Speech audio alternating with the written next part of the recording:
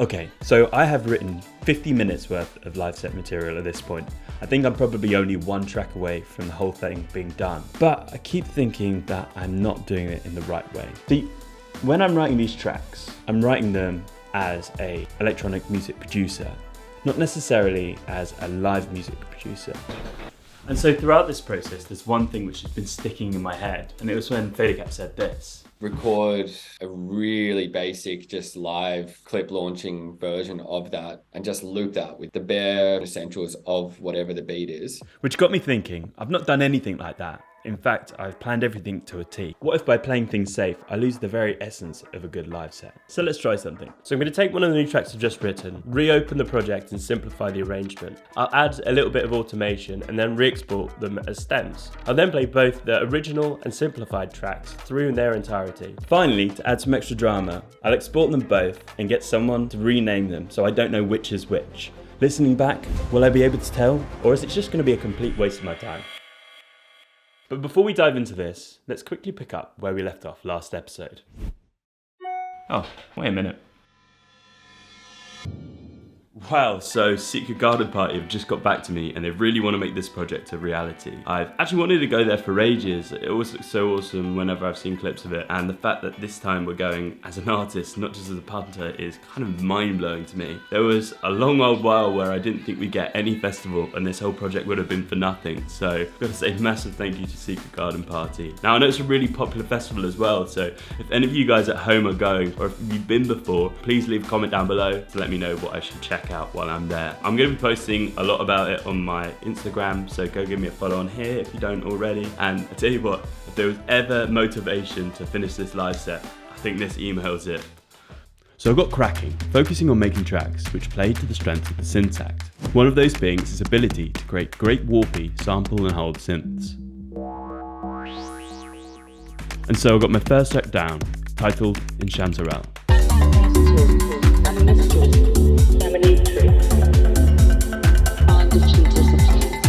And the second, a Garrick.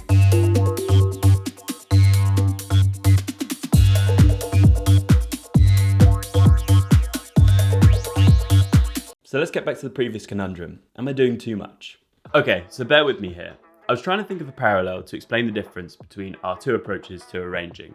And, well, all I could think of were incredibly skilled things like pottery or wood carving. Basically anything where you have one singular element and you take away from it to get to the final result. Instead of that, you're just gonna have to watch me explain it with post-it notes.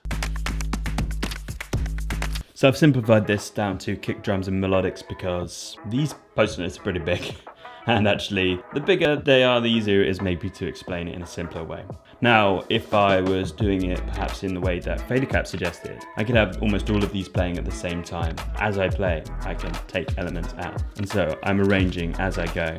I can even cut tiny bits and then bring them back in, just using the faders or mutes. And so quite quickly, I can work out different arrangements. And in fact, as I practice, these moments get a little bit more memorable and repeatable. You know, I might always remember that the melody here works really well when it's cut out. I can then go back and repeat that. That is opposed to what I've currently been doing, which is pre-planning the whole structure. No, I'm actually focusing on creating lots of elements, dropping them out, bring them in all together. It's not just planning when things come in, it's actually smaller stuff like dropping the kick out for 8 bars or even a single bar. So why would I want to switch up our current method? Well, number one, the set would be different every time I played.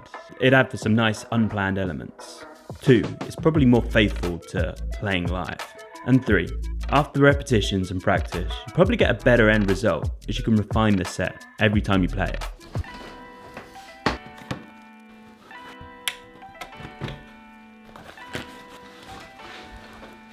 So let's start by going back to our original Garrick project. I'm going to simplify the arrangement and re-export the elements. Basically, I want to have everything playing at the same time so that I can choose whether to bring in or take stuff away as I'm arranging on the fly. So I have already noticed the problem with this. The drums are all on the same channel. On my launch control, they are literally one slider and one mute button.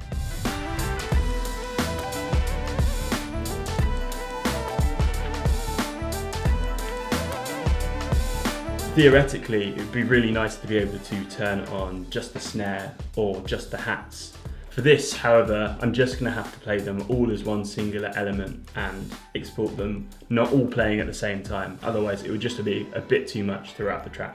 Now let's bring our newly exported stems across to the live set. I built a lot of this one with this intact, so I should have a fair few elements to bring in and out alongside the launch control.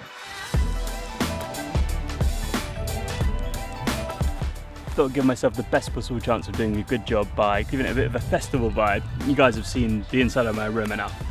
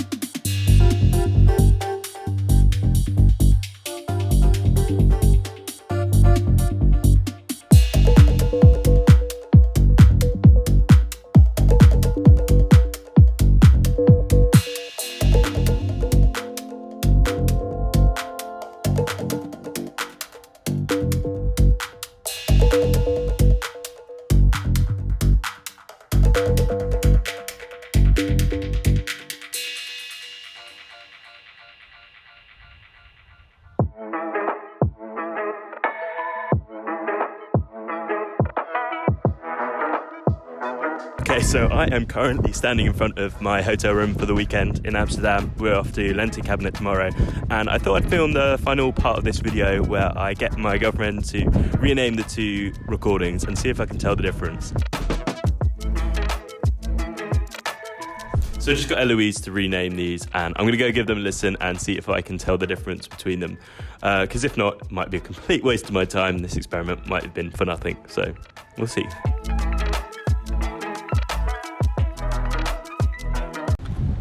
Okay, so I don't actually think you changed the names at all. You are, in fact. correct. Oh, nice. Okay, so I was able to tell the difference between the two, but what does that mean for the video? Well, I've been back for a little bit of a while now, and it's given me the chance to reflect on which approach is the best. And to be honest, there isn't a best approach. It's all related to how you feel about the process. For me, I realized that actually the non-planned version was 2 minutes longer, which for someone who's just starting out is actually a big problem. If all of the tracks run over by 2 minutes, then a set which should be an hour long will end up being something close to an hour and 10, and the organizers of the event are just going to boot you off after your hour.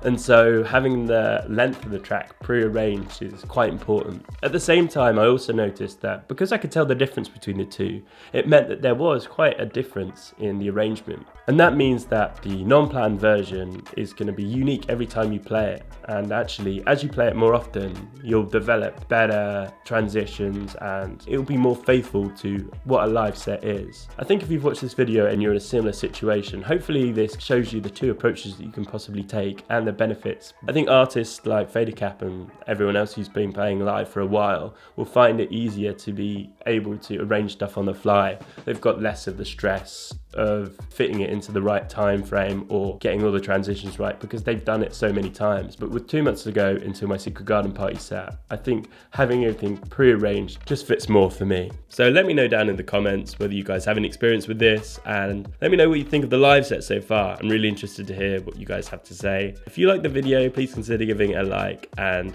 don't forget to subscribe to see the next installment, which might have something to do with my trip to Amsterdam. I also have a new mix out on the Sassafras mix series, so please go check that out. I've included a link down below. If you guys are curious about any of the tracks, then drop a comment on there and I'll get back to you with what they are.